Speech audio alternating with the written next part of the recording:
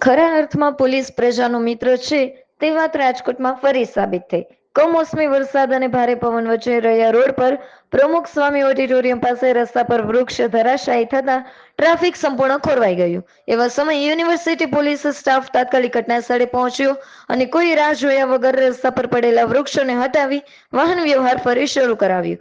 આ કામગીરી દરમિયાન અજીતસિંહ પરમાર અને તેમની ટીમનો સેવાભાવભર્યો વિડીયો સોશિયલ મીડિયામાં વાયરલ થયો છે, જેને લોકો દ્વારા ભારે સરાહના મળી રહી છે. આવી નિસ્વાર્થ સેવા જ પોલીસને પ્રજાનો સાચો મિત્ર બનાવે છે. જામનગરના લાલપુર બાયપાસ રોડ પર શિવધારા સોસાયટી નજીક એક ચિંતાજનક ઘટના સામે આવી છે. અહીં 11 કેવી વીજ લાઈન અચાનક ધરાશાયી થતા સમગ્ર વિસ્તારમાં વીજ પુરવઠો ખોરવાઈ ગયો છે. ઘટનાને પગલે આસપાસના વિસ્તારમાં ભયનો માહોલ સર્જાયો હતો. જોકે સદનસીબે કોઈ જાનહાની નોંધાઈ નથી. સુરક્ષાને ધ્યાનમાં રાખીને તંત્ર તાત્કાલિક હરકતમાં આવ્યું છે અને વીજ લાઈનને સુધારવાની કામગીરી શરૂ કરવામાં આવી છે.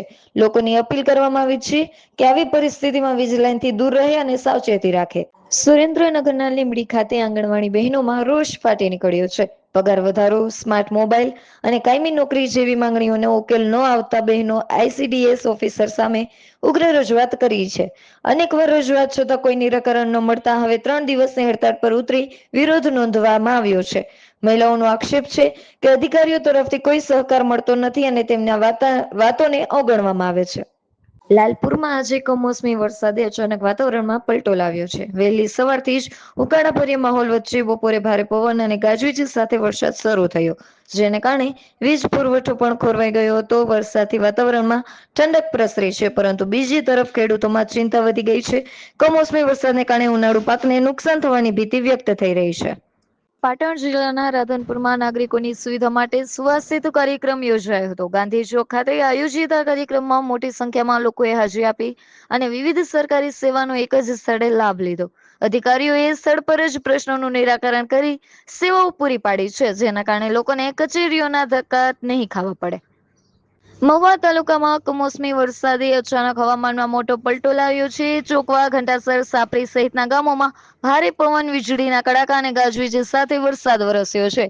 અચાનક આવેલા વરસાદથી ખેડૂતોમાં ચિંતા ફેલાઈ ગઈ છે.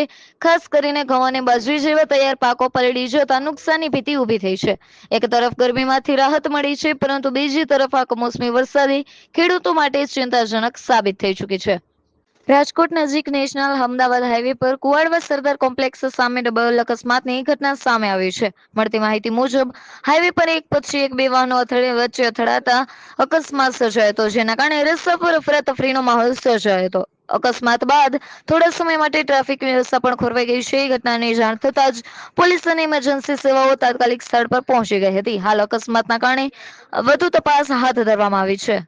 અમરેલી જિલ્લાના બાબરા તાલુકામાં લોનકોટડા ગામમાં ભર ઉનાળામાં અચાનક હવામાન પલટાયું છે. અતિ ભારે પવન સાથે વાવાઝોડું અને વરસાદનું આગમન થતા વિસ્તારમાં ઠંડકનો અહેસાસ થયો છે. હવામાનના બદલાવથી લોકોને ગરમીમાંથી રાહત મળી છે. જો કે અચાનક આવેલા વાવાઝોડાને કારણે કેટલીક જગ્યાએ નુકસાની પણ આશંકા વ્યક્ત થઈ રહી છે. TV7 લાઈવ જસદણમાં ચોરીની ઘટના સામે આવી છે, જ્યાં કોઠી વિસ્તારમાં આવેલા નાના ટ્યુશન ક્લાસ બહારથી સાયકલની ચોરી થઈ છે.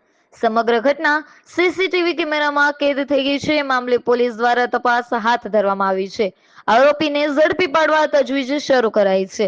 દેવભૂમિ દ્વારકા જિલ્લામાં એસઓજી દ્વારા મોટી કાર્યવાહી હાથ ધરવામાં આવી છે. ઓખાભૂંગા વિસ્તારમાં ગેરકાયદેસર રીતે ડોક્ટર બની પ્રેક્ટિસ કરતા એક શખ્સને ઝડપી પાડવામાં આવ્યો છે. મળતી માહિતી મુજબ આરોપી કોઈ પણ માન્ય ડિગ્રી વગર લોકોની સારવાર કરી રહ્યો હતો અને પોતાની જાતને ડોક્ટર તરીકે રજૂ કરતો હતો. પોલીસે દરોડા દરમિયાન દવાઓ અને સારવારના સાધનો કબજે કર્યા છે. આરોપી સામે ભારતીય ન્યાય સંહિતા 2023 તેમજ મેડિકલ પ્રેક્ટિસ એક્ટ હેઠળ ગુનો નોંધી આગળની તપાસ હાથ ધરવામાં આવી છે. TV7 લાઈવ ન્યૂઝ સાથે રિપોર્ટર ઘનશ્યામસિંહ વાઢેર, દેવભૂમિ દ્વારકા. જામ ખંભાળિયામાં રાજ્યના કેબિનેટ મંત્રી અને દ્વારકા જિલ્લાના પ્રભારી કુંવરજીભાઈ બાવળીએ ₹6.61 કરોડના ખર્ચે નવી એસટી ડેપોના આધુનિક વર્કશોપનું ખાતમુહૂર્ત કર્યું હતું. આ પ્રસંગે તેમણે જણાવ્યું હતું કે રાજ્ય સરકાર દ્વારા જાહેર પરિવહન સુવિધાઓને વધુ મજબૂત બનાવવા સતત પ્રયત્નો થઈ રહ્યા છે. નવી ટેકનોલોજી સાથે એસટી બસો મુસાફરો માટે વધુ સુવિધાજનક બની રહી છે. આ વર્કશોપ બનતા બસની મરામત અને જાળવણીની કામગીરી ઝડપી બનશે અને મુસાફરોને વધુ સારી સેવા મળશે. TV7 લાઈવ ન્યૂઝ સાથે રિપોર્ટર ઘનશ્યામસિંહ વાઢેર, દેવભૂમિ દ્વારકા.